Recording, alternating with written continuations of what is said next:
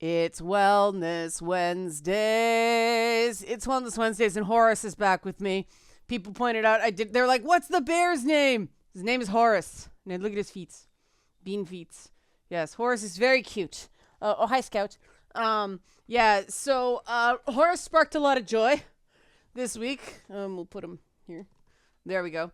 And that sort of inspired what I wanted to talk about today, and I was trying to figure out a way in, and the number of people who asked me what Horace's name was inspired me to approach this way, because this is the time of year where we're getting into the sort of dog days of winter. Apologies to dogs. And it can be very easy to focus on what sucks instead of what's good. And this ties into my personal journey regarding, balancing positive and negatives in terms of perception and so on and so forth. Let me do the promo bit here, and then I'll get into it. Help support this channel. Become a monthly patron, patreon.com/LeannaK, or buy a one-time Leanna Care session for someone who can use it but can't afford it. Coffee.com/LeannaK. We have 6 people every week now. It would be great if it was every week. We're not up to almost every week, but people were very, very generous over the holidays with the donated Leanna Care sessions, and that helps a lot. One of the big challenges with this stuff has been balancing need versus ability to pay. And I am continuing to work with and develop things to balance that in better ways. But the coffee support has helped a lot. I know I'm going on about this. I have raised prices on Leanna Care stuff this week for new clients, but the coffee amount has stayed the same because it's subsidized. So getting into motivating through joy.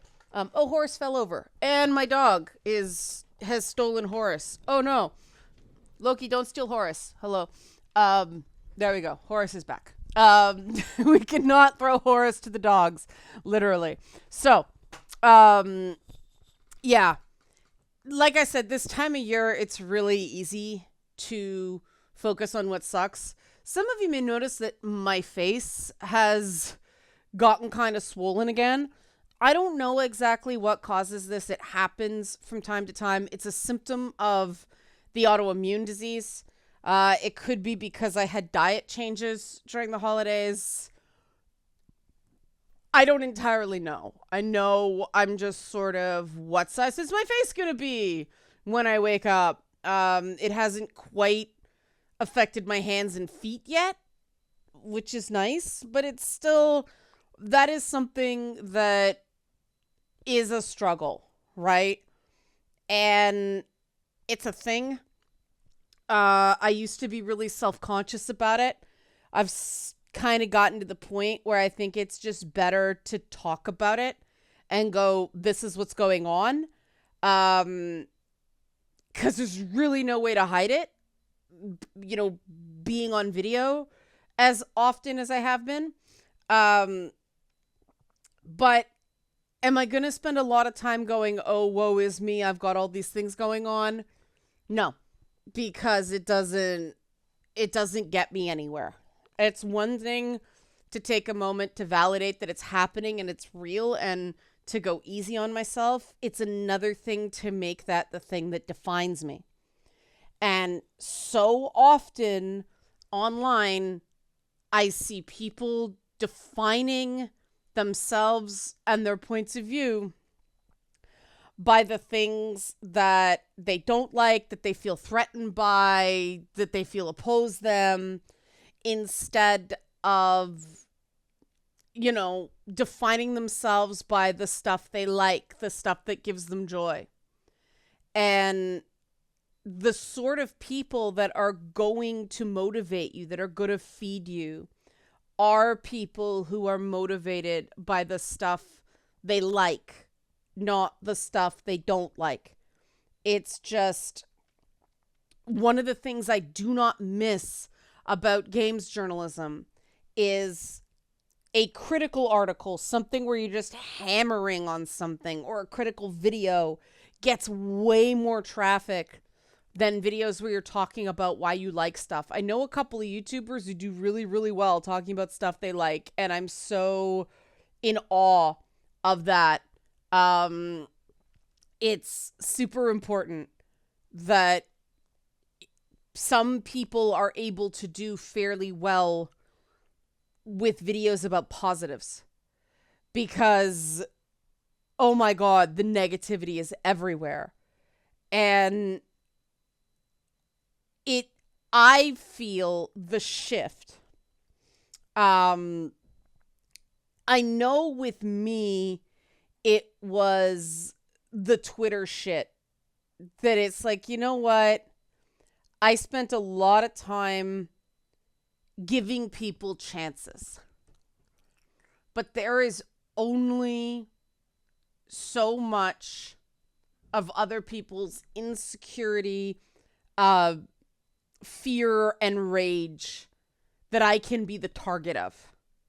I have to start setting better limits on things. So, if somebody's got an account that's only a few months old and my first interaction with them is them coming at me negatively, being nasty, block.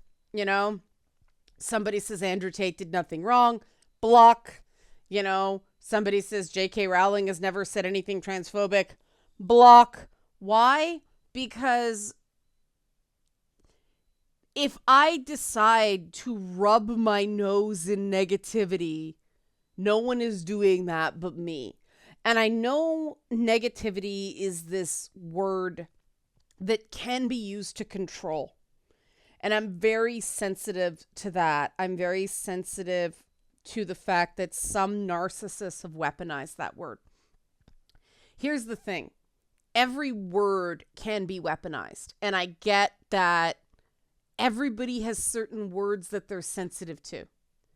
Obviously, in a format like this, it's just not possible to cater to everyone's personal sensitivities. Now, that doesn't mean I don't care about people's personal sensitivities. It doesn't mean they're not valid. Like, those are valid. It is totally valid if somebody's had a bad experience with a word. I have plenty of those. But it's just not possible in something like this to navigate all of them, right? Because that's very, very personal. What I can do is really focus on the stuff that I enjoy and I think is good. And I think not only is that better for me and my well-being, but it's better for people who watch this content to come and know that they're gonna get something that's soul food, right? Now, some people think that shitting on things is soul food, and the truth is, in the long run, it's not. If you're constantly fighting things, if you're constantly running from things, if you're constantly defining yourself by what you oppose, it gradually does wear away at your self-concept, because everything is about what you're not. Everything is about what's coming at you, as opposed to, what am I? What makes me feel safe, secure, and supported? Where do I get those places where I feel like I can rest and relax? And you cannot relax when you constantly feel under siege. You do need places that aren't defined by the fight, the struggle. And I mean, one of the things I found has been very helpful in that regard is I no longer watch video news. I used to watch a ton of video news. And the reason I say video news, it's like, TV news plus internet videos. I don't do it anymore. I read news, right? I read Reuters and I read a few other sources, because reading the news, first of all, the news that's there is different. It's presented differently. I can skip the bullshit hot takes by avoiding those tabs, except on the CBC. They intercut news and opinion and it drives me fucking crazy. But, I can get the facts, I can be informed, and I'm not stuck watching these panel debates that are all partisan talking points that are enragement is engagement and fear motivates. And that's really important if you want to get anything done. One thing I have learned is I really have to do a better job insulating myself from negativity, because in 2022, it really negatively impacted my fiction writing.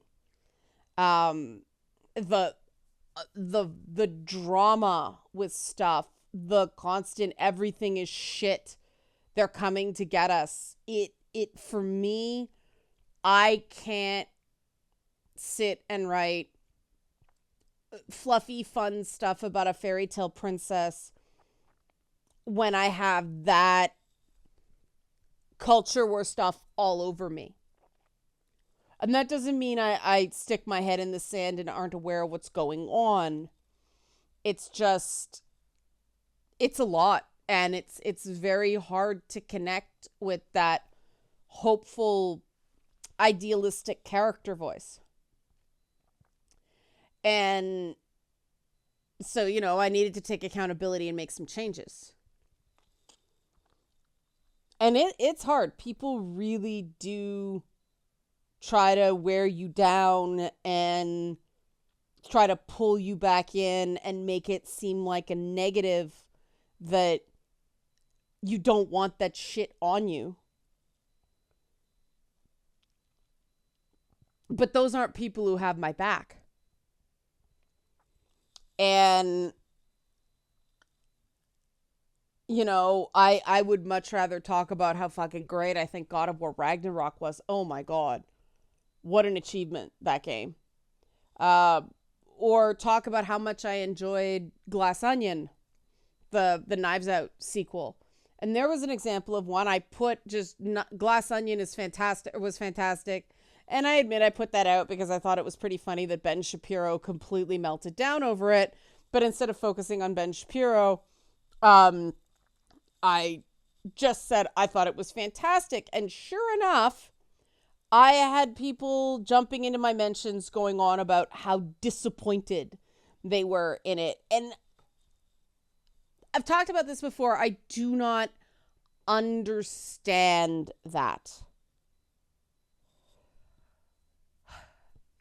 If someone likes something, let them like something.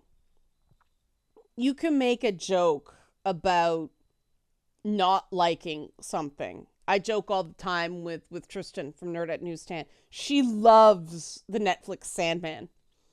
And you guys know I didn't like it. And so there's a run-on joke where I just quote the cheesiest lines and she laughs. But, I'm not trying to convince her not to like it, right? There's no feud. There's no, core value problem with her liking a show that I don't like and vice versa, right? That's just liked it, didn't like it, conversation, move on. And that is, I think, how reasonable people, and I hate the term reasonable, and I don't know what the word is, functional people who are orienting themselves to get shit done. That is how I think that sort of person, the person who has to do shit, approaches things. you have two choices when you consume something. You can focus on the stuff you like, or you can focus on the stuff you don't like.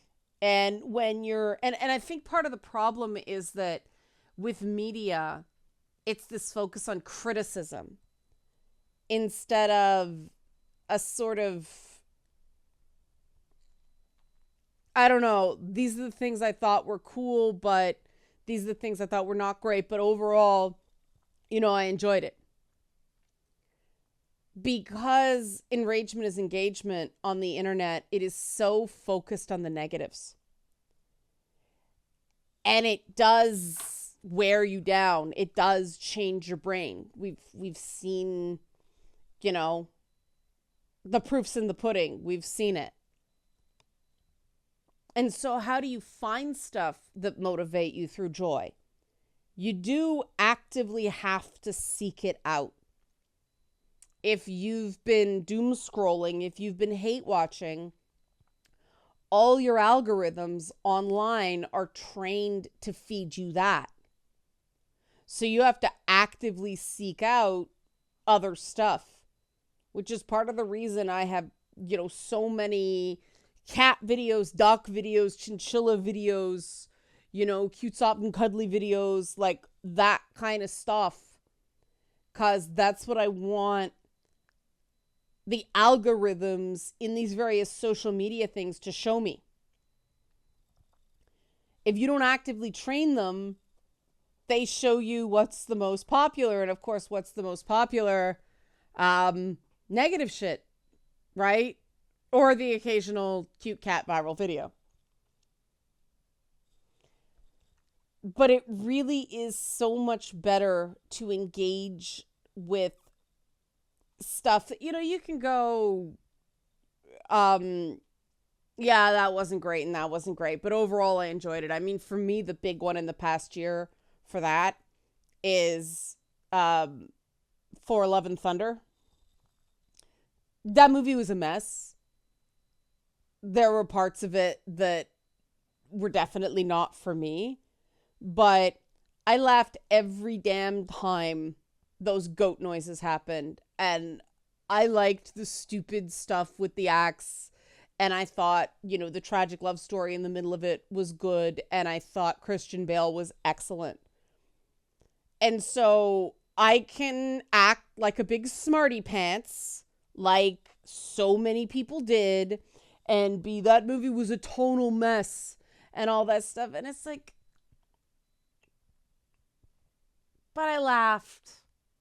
And I enjoyed the majority of it. Like, I enjoyed 65% of it a lot. And do I need to show how smart I am by dumping on it? No. I overall enjoyed it, and that's what should matter.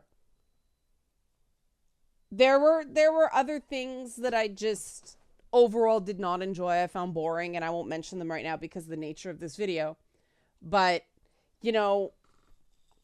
we see so many people just tank other people's enjoyment of things, tank people's ability to enjoy what they do by being miserable. I mean, the big example of that, I think, is J.K. Rowling.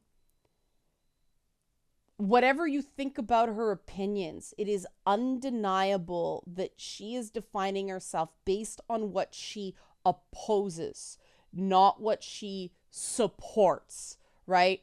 Her Twitter feed isn't, here's this great cause helping women, and here's this stride we made, and here's something you can help with. It's, trans activists are coming to get me. Danger, danger. Look at the horrible things Iran is doing. Danger, danger, misery, opposition.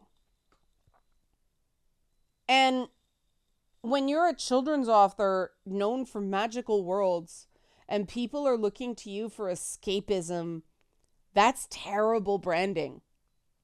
Whatever you think about her opinions, that is not the way to go. And it is just, it's so bad that the poor people who work on Hogwarts Legacy are getting accused of a whole bunch of nasty stuff. And it's not their fault, right? When that game started to be developed was before she really went full blown out there. She'd made some comments. It was sort of low key. But if it just stayed sort of at that level of she says some not sure I agree with that stuff, people could have looked the other way. It's that she's made these issues all of who she is. And so people can't set aside that to go back and enjoy her stories. And I don't know how the Harry Potter franchise is gonna do age-wise. I think a lot of that stuff, it had the potential to be timeless, but I don't think history is going to be terribly kind to it, just because it does borrow so much from Roald Dahl and Gormenghast and then all that stuff. And then, they may reboot it after she's no longer around in 30 years. Who knows? Maybe it'll recover. But there's an example of it wasn't so much what she believed. Because I don't care what anybody says. Everybody has some views that are not great. Everybody has biases and, yes, bigotries. I have to really watch some of my distaste for organized religion, because I have friends that believe very much in organized religion, and I have to be mindful of that. And that's not me suppressing an attitude. It's me going, no, wait, this blanket thing that I think, because it's an emotional reaction, is not so. Not all people who are practicing Christians are horrible, bigoted, hypocritical assholes, right? There are some good people out there. Let's keep that in mind. Let's be more accurate. Let's follow truth. And I really do think truth and joy are conjoined twins. You can't really see the truth unless you can see joy. And you can't truly experience joy unless you are willing to accept the truth of things. And the thing is that everything is shit is just not accurate. It's catastrophic thinking. And there's a lot of catastrophizing going out there because, yeah, it's tough times. It's tough times. A lot of things are bad right now. But a lot of things are bad doesn't mean everything's bad.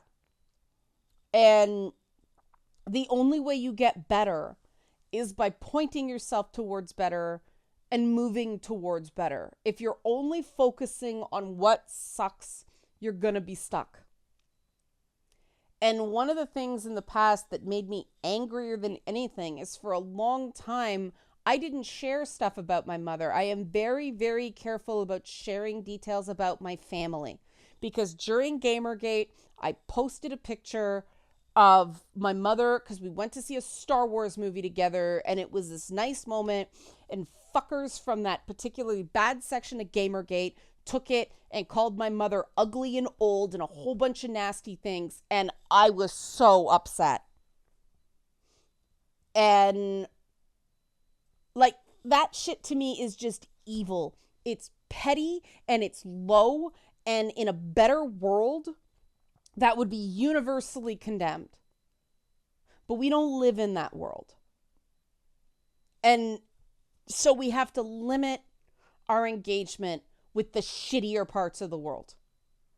And the only way we can do that is to surround ourselves with people who understand motivating through joy and understand that there are those shitty parts of the world out there. And that means that we have to be actively not shitty to the people around us, to model enjoyment and model talking about the stuff we like and model happiness and, even silliness and whimsy and joy. Because it's motivating. Because if you know there are places where you can go and get a pick-me-up that way, you can go into the parts of the world that aren't so cool and it's temporary. You can get away from it. And not just run from that, but run to something actively good. And that's the benefits of motivating through joy, and that's why I wanted to share this video today. So, help support this channel. If you like this kind of stuff, help support this channel. Become a monthly patron, patreon.com/Leanna K, or buy a one-time Leanna Care session. Very, very important. One-time Leanna Care sessions for people who can use it but can't afford it. Coffee.com/Leanna K. Thanks for watching, and be well.